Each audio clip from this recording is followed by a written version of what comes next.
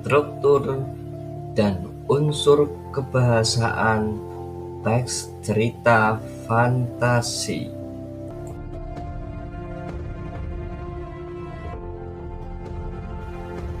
Struktur teks cerita fantasi ada orientasi, komplikasi, dan resolusi.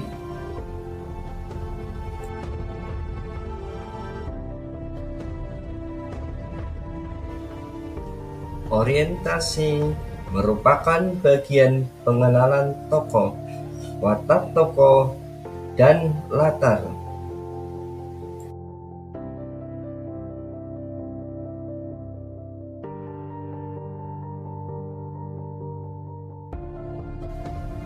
Komplikasi berisi hubungan sebab akibat sehingga muncul masalah hingga masalah itu memuncak, mengalami klimaks.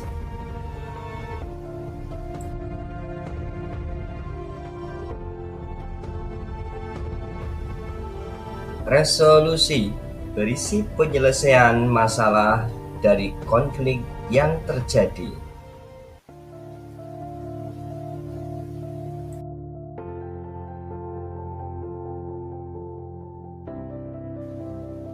Nice. Pola pengembangan orientasi A. Dikembangkan dari deskripsi latar. 3 rumah bergaya kerucut menyambut mataku. Ketika aku memandanginya satu persatu, ternyata memiliki model sama. Hal yang berbeda hanya warna pintunya. Gradasi warna terlihat sederhana namun menarik. B. Dikembangkan dari pengenalan tokoh. Alien itu berhidung mancung. Ia tampak mengendus seperti kebingungan dan mencoba mengenali sekelilingnya.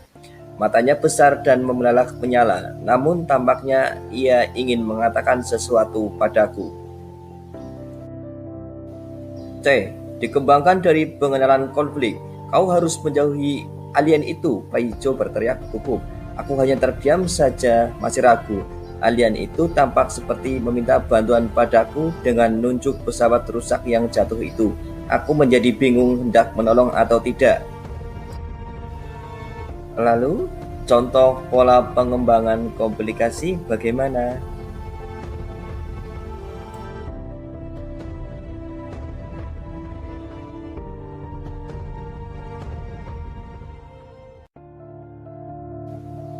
Pola pengembangan komplikasi A. Dikembangkan dengan menghadirkan tokoh lain. Tiba-tiba muncul alien berwajah seperti kucing. Matanya biru dan berkulit abu-abu. Alien tersebut tampak terluka di tangannya. Ia pun tampak seperti menunjukkan sesuatu seperti sebuah kunci patah. B. Dikembangkan dengan mengubah latar. Langit yang tadinya berwarna biru dengan awan yang tipis tiba-tiba menghitam begitu cepatnya. Awan tipis pun menghilang seketika. Ada kilatan cahaya dengan sinar yang begitu terang dan menyilaukan mata.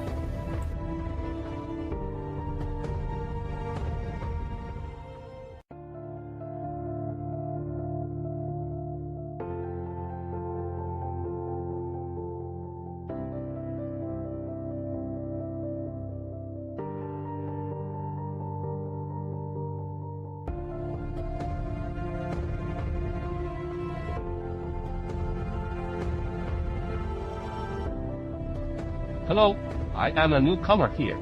My name is Xiao Lai. Hello, I'm Xiao Hua. Nice to meet you.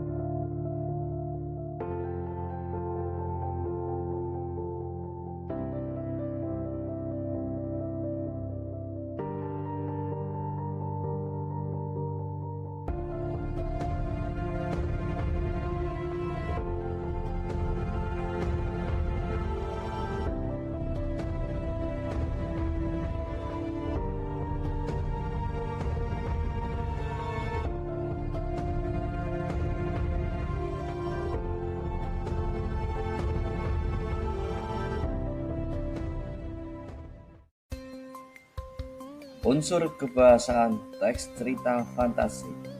Materi bahasa Indonesia kelas 7.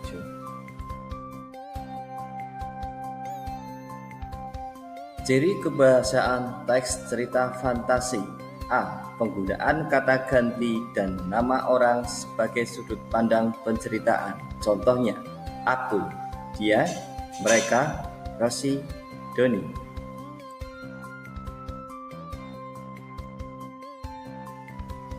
B. Deskripsi latar menggunakan kata yang mencerap panca indera.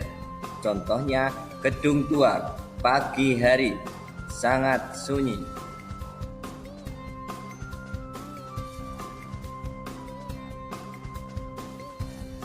C. Menggunakan pilihan kata dengan makna kias dan makna khusus. Contohnya, kata kias, hidung yang menjulang, maksudnya hidung mancung. 2. Kata khusus, mengendus, biasanya berhubungan dengan hidung. D. Kata sambung penanda urutan waktu, berfungsi untuk menandakan datangnya tokoh lain dan perubahan latar. Contohnya, akhirnya, kemudian, sementara itu, tiba-tiba, sebelum, dan sebagainya. E. Penggunaan kata atau ungkapan keterkejutan, berfungsi untuk menggerakkan cerita atau memulai masalah. Contohnya, tiba-tiba datang cahaya dan keluarlah alien mirip kucing. Tanpa diduga, alien itu membuka sebuah lorong waktu.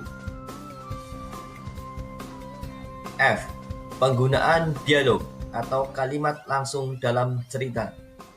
Alien itu mengulurkan tangannya sambil berkata bip bip bip seperti sebuah kode. Ujar Semlenget sambil menirukan gaya alien. Oke, sekian dulu ya.